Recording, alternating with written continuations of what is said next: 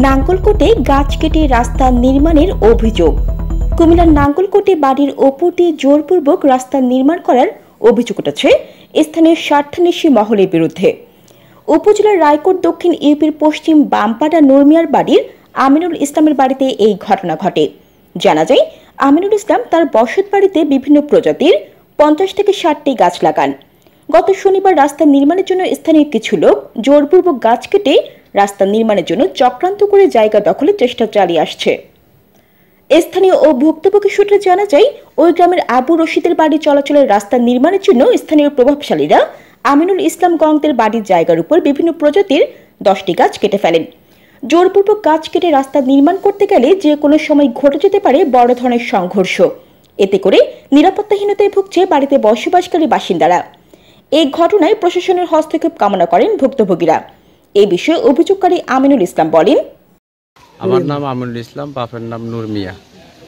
আমার আব্বা ইন্ডিয়াতে এসবদল করে দিনামতি থেকে কিনে এই সম্পদটা এসবদল করে মালিক হয়। মালিক হওয়াতে আমরা 60 বছর ধরে এটা আমরা বহন করতেছি। এখন এটা হলো বসত বাড়ি, এটার কোনো এই যাতায়াতের কোনো কিছু নাই, কোনো ইয়া নাই। এটা আমরা এত বছর ধরে আসি, আমাদের জোর জব করে বাধ্যমূলক রাস্তা দিচ্ছে। আমাদের গাছ 60টা গাছের মতো কাটি নিয়ে একটা ফ্যামিলির লেগা আমাদের এই গাছগুলি কাটি জোর জব করে। আমরা নিরহ মানুষ, আমরা 52 জন আমাদের যেভাবে অত্যাচার করতেছে, আমরা নিরহই আইনের ব্যবস্থা, আমাদের সামাজিকের মাধ্যমে আমরা আইনের ব্যবস্থা নিই। অভিযুক্ত আবু রশিদ বলেন, এই নূর মিয়ার বাড়ির পিছনে আমি বাড়ি থেকে বাইরেতে পারতেছি না।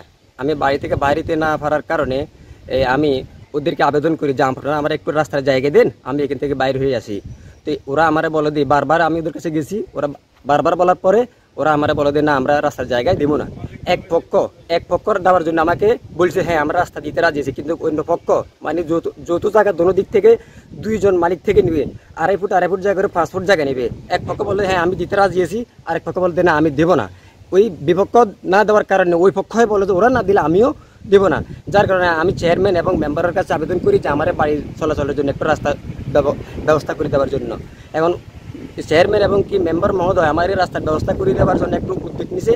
কিছু অসাধু লোক আমার বাড়ির উপর কুনজর দেওয়ার পরে কুনজর দিয়ে এখন চাইতেছে যে আমার বাড়িটা ওরা আত্মসাৎ করার জন্য। যার কারণে আমাকে বিভিন্ন দিক থেকে বলা হয়েছে তোমরা রাস্তার জায়গায় দিবে না, ওরা কই যাবে, আমরা এদেরকে এখান থেকে তাড়াই দিব। সেই জন্য আমি রাস্তা পাচ্ছি না, আমাকে রাস্তা দিচ্ছে না। এখন যেহেতু আমি মেম্বার এবং কেউ এই চেয়ারম্যানের মারফতে আমি রাস্তাটা যখন আমি কার্যক্রম চালাইতেছি, তখন এমন অবস্থায় আমার কিছু আত্মীয় স্বজন আছে, তাদেরকে এখানে দৌড়ি মারধর করার পরে পেট ছিঁড়ে দিছে এবং কি ফায়ার রক কাটি দিছে। আরও বলতেছে চেয়ারম্যানেরও কাটবে, মেম্বারেরও কাটবে। নাঙ্গলকোট থানার ওসি দেবাশিস চৌধুরী বলেন, অভিযোগ পেলে প্রয়োজনীয় ব্যবস্থা নেওয়া হবে। এ নিউজ 24 টিভি।